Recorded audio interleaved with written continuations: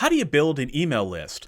I got a question from subscriber Jaden Farquhar, and he says, "Hi Michael, do you have any tips for building a mailing list? My recent launch has gotten some sales, but no one's signing up. I mention it at the bottom of my Amazon description and an end page of my book." The first thing to remember about building an email list is that it is a long-term game. It's not something you just put up and then the next thing you know, you have tens of thousands of subscribers. So what I would say is, certainly it's your choice if you want to put it on your book description. I've seen some people do that with varying levels of success, but definitely in the back of your book is key. So making sure that it is a simple call to action in the back of your book. Also, make sure that whatever you want people to do in the back of your book, you send them to one thing. I made this mistake for a long time, and I know a lot of writers who still make the mistake.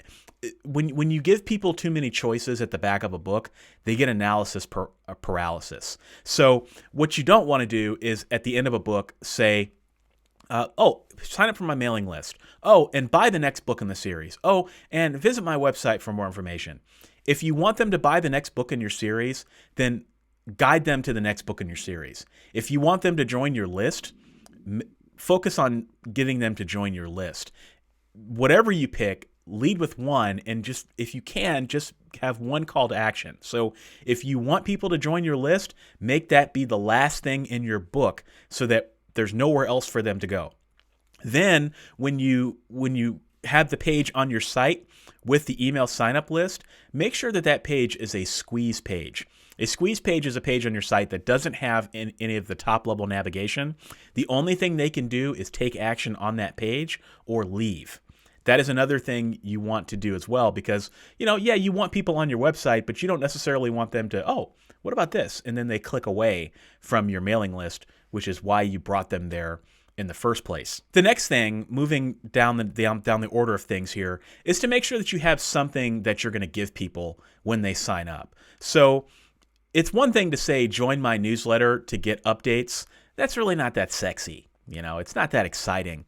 Instead, give them a free book, give them a short story, give them something that they get in exchange for signing up for your list. And readers kind of know the drill at this point. They sign up for your list, they get a free gift, and then you're going to email them whenever you have updates. 10 years ago, I think you probably could have explained that, but I think people understand that that's how this goes. So figure out what your lead magnet is. That's what we call it, as a lead magnet. So for many of you who joined my Author Level Up list, I have a lead magnet called the Writing Craft Playbook, and it's 20 strategies to help you write better fiction and nonfiction. That's what I give in exchange for signing up. On my fiction, I actually have a library that I give away. It's if you sign up for my fantasy list, you get 3 series starters for my fantasy books. If you sign up for my sci-fi list, you get 3 series starters for my sci-fi list. So you get something free. Now, how do you deliver that free book? You can use a tool like BookFunnel. All right, and you can use an autoresponder to do that. Not necessarily going to help you grow your list, but it'll help you keep your current list happy. And the next thing, which I think is the most important thing, is to write more books. Write more books in that series, write more series that become entry points for readers so that over time, more people start getting exposed to your email list.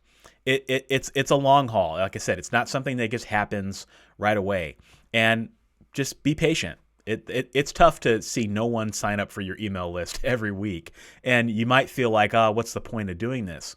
But the point of doing it is that you're building a list of buyers. You're building a list of fans who will stick with you through the years as long as you continue to communicate with them when you have new books out. A book I would highly recommend is Your First 1,000 Copies by Tim Grahl.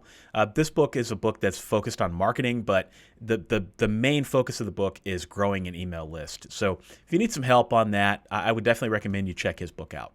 I'll link to it in the video description. Now, the question often comes up around newsletter swaps. Should you swap newsletters with other authors? Meaning an author will feature your book in their newsletter to their subscribers and vice versa. Yeah, I don't think it's a bad idea, but I think it's only worth it if that other author is immediately in your genre. So here's what a lot of people will do. They will swap lists. Like if you're a romance writer, you'll swap lists with a science fiction writer. That makes 0 sense. I would not do that. I would only swap newsletters with people who are in your immediate genre, who are writing books to readers who are probably going to buy your book.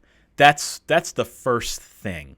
The second thing is to make sure that you're not buying email list subscribers. Very tempting to do. There's always, it seems like this thing comes up as a whack-a-mole every few years. It comes up in kind of a new form. Don't ever import lists of email subscribers into your list. One, you're probably violating some law somewhere. Two, those are going to be the least engaged people. So I would much rather get one person a month than buy a list of 1,000 people.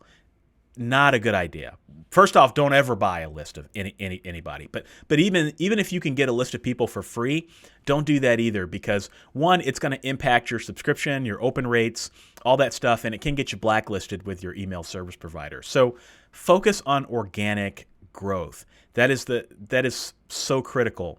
Like I said, I would rather have one person per month for a long period of time than have a bunch of people spike on my list and then all those people just disappear later. It's not what you want. The key is to get your architecture set up, make sure everything works properly, and then keep writing and be patient. And I think you'll be surprised at where you end up in a few years if you continue to write books and continue to make sure you're practicing the fundamentals. It's that easy and that hard. Thanks for watching, and don't forget to subscribe.